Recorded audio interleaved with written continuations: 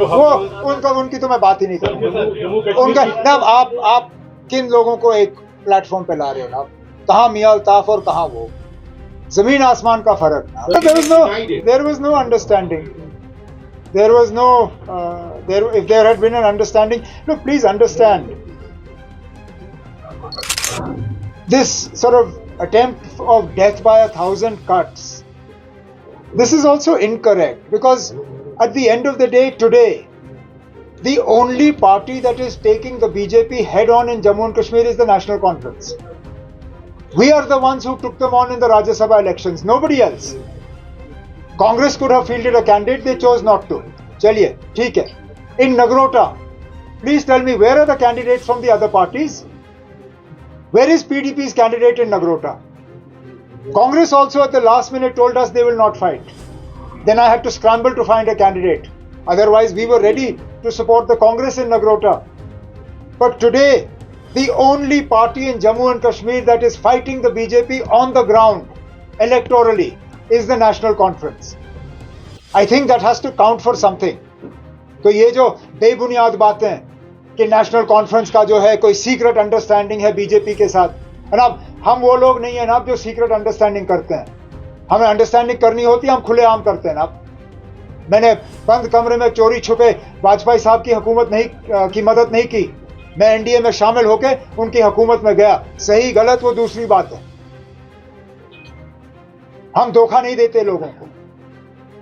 अगर हमें बीजेपी के साथ अंडरस्टैंडिंग करनी होती, हम उनसे कह देते ना, जो 2 सीटों पे आपने अपने उम्मीदवार खड़े किए उनको उतार दीजिए, मैं इमरान नबी डार को विड्रॉ करा लूंगा। इलेक्शन होगा नहीं, आप 1 ले लीजिए, हम 3 ले लेंगे। लेकिन हमने वो भी नहीं किया। हमने कहा नहीं, ठीक है, इस बात के बावजूद कि 4थी सीट मीडिया ने बीजेपी को दे दी, हम तब भी ये इलेक्शन लड़ेंगे। और हमने जितना हमसे हो सका हमने किया। मुझे इसमें कोई रिग्रेट नहीं है कि अब हम और कुछ कर सकते थे, हमने किया। अब अगर कुछ लोगों ने अपना ईमान बेचा, उसके लिए हम कसूरवार नहीं है। नगरोटा में हम आज बीजेपी को एक अच्छी खासी टक्कर दे रहे हैं और ये हम देते रहेंगे। कोई बीजेपी के साथ कोई अंडरस्टैंडिंग नहीं है। हाँ, मेरी ये कोशिश है कि मरकज के हुकूमत के साथ थोड़े से हमारे ताल्लुकात ठीक रहें ताकि हुकूमत का कामकाज ठीक हो। लेकिन हुकूमत के ताल्लुकात और नेशनल कॉन्फ्रेंस और बीजेपी के ताल्लुकात, इन दोनों में जमीन आसमान का फर्क है। नेशनल कॉन्फ्रेंस और बीजेपी का कहीं पे भी ना रिश्ता है ना रिश्ता बनेगा। बाकी मेरे ताल्लुकात मरकजी हुकूमत के साथ क्या होंगे वो दूसरी बात। बीजेपी को शायद इस बात की गलतफहमी है कि हम हुकूमत उनकी तरह करते हैं। हम मजहब या इलाका देख के फैसले नहीं करते।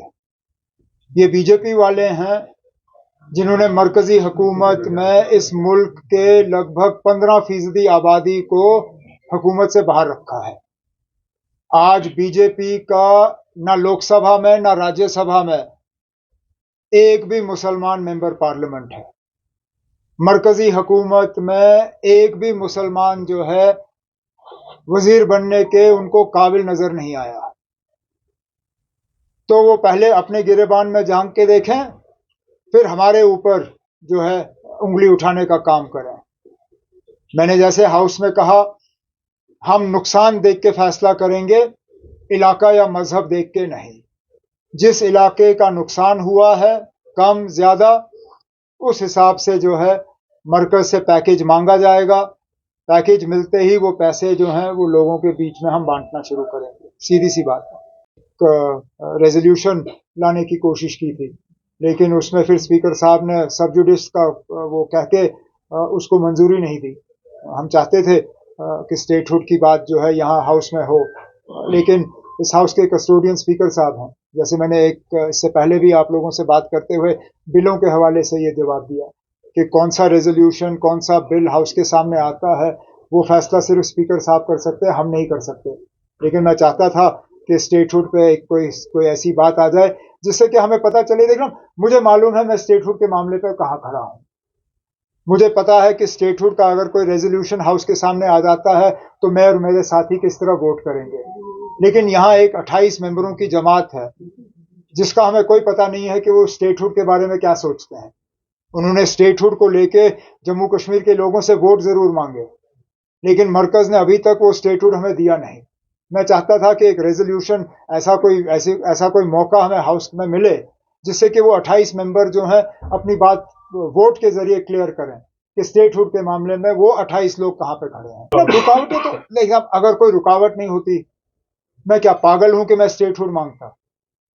अगर यूटी में ही काम करना इतना आसान है जितना स्टेट, तो एक तो सारे स्टेट्स कहते हैं कि हमें यूटी बनाओ, और दूसरा हम स्टेटहुड की बात ही नहीं करते।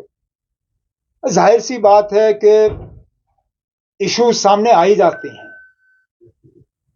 अफसर हमारे चॉइस के लगते नहीं। महकमा मेरा है, जिम्मेदारी मेरी है, जवाब मुझे देना है हाउस में, लेकिन अफसर मेरे चॉइस का लगता नहीं। अब आज आपने देखा मिनिस्टरों की बात, कौन सा अफसर कहां से कोई डॉक्यूमेंट तैयार करके हाउस के सामने पेश कर देता है, जवाबदेह मिनिस्टर बनता है वो नहीं जिसने उस अफसर को उस जगह तैनात किया। ये एक मिसाल है, और भी इस तरह के मिसाल है ना। कई सारे ऐसे इदारे हैं जो इलेक्टेड गवर्नमेंट के कंट्रोल में होने चाहिए थे, जो अभी भी नहीं है। मैं कितनों की मिसाल आपको दे दूं। 2 यूनिवर्सिटियां हैं, कल्चरल एकेडमी है, स्किम्स है, पावर डेवलपमेंट कॉरपोरेशन है, कई सारी चीजें हैं जो इलेक्शन के बाद इलेक्टेड गवर्नमेंट को ट्रांसफर हो जानी चाहिए थी, जो नहीं की गई हैं। रुकावटें हैं। अब हम इसलिए तो लड़ रहे हैं, झगड़ रहे हैं ना कि स्टेटहुड हमें वापस दे दो ताकि ये सारे इख्तियारात हमारे पास हों ना। मरकज के साथ कुछ अफसरों की बातचीत हुई है, एक दो राउंड डिस्कशन का हुआ है, कुछ सवाल वहां से उठाए गए हैं, लेकिन हम तो उनसे कह रहे हैं ना, जो बिजनेस रूल्स हमने भेजे हैं वो J&K रीऑर्गेनाइजेशन एक्ट के तहत भेजे हैं।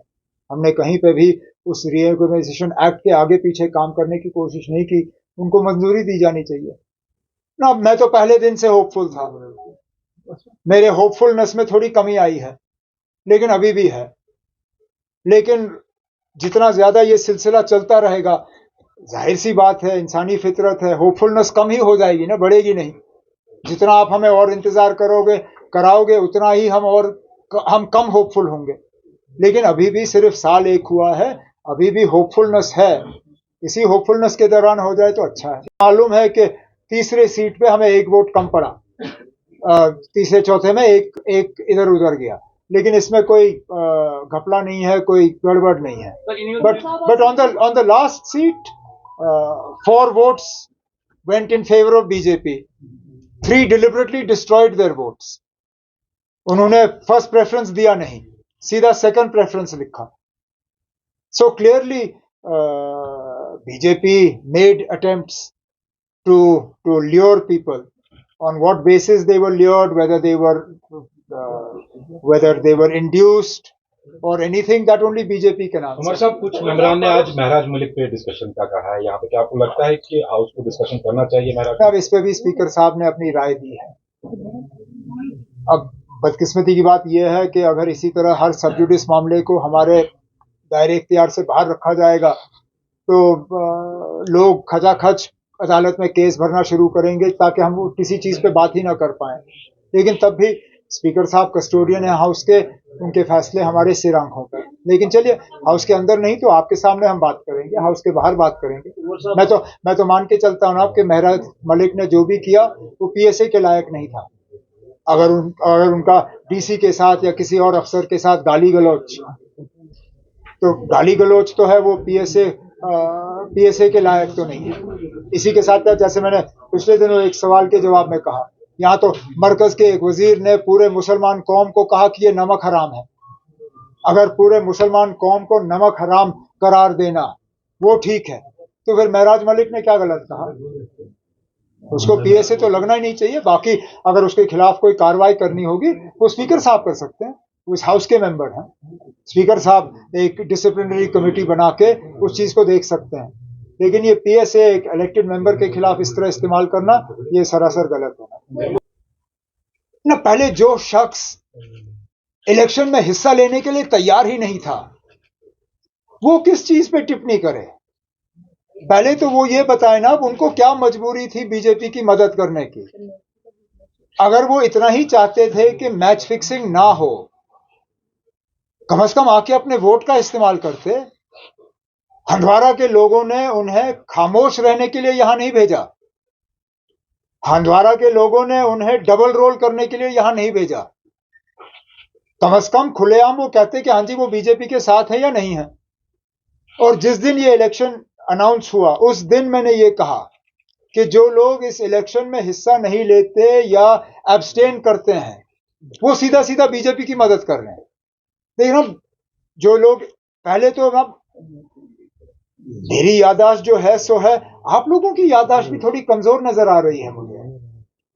राज्यसभा के इलेक्शन से पहले आप लोगों के अखबार जिनके नाम यहां मुझे कुछ नजर आ रहे हैं, आप लोगों ने पहले ही 3-1 किया था।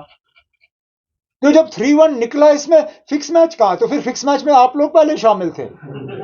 आपने तो वोटिंग से पहले ही नतीजा ऐलान किया था। हम तो लड़ रहे थे। मैं कितने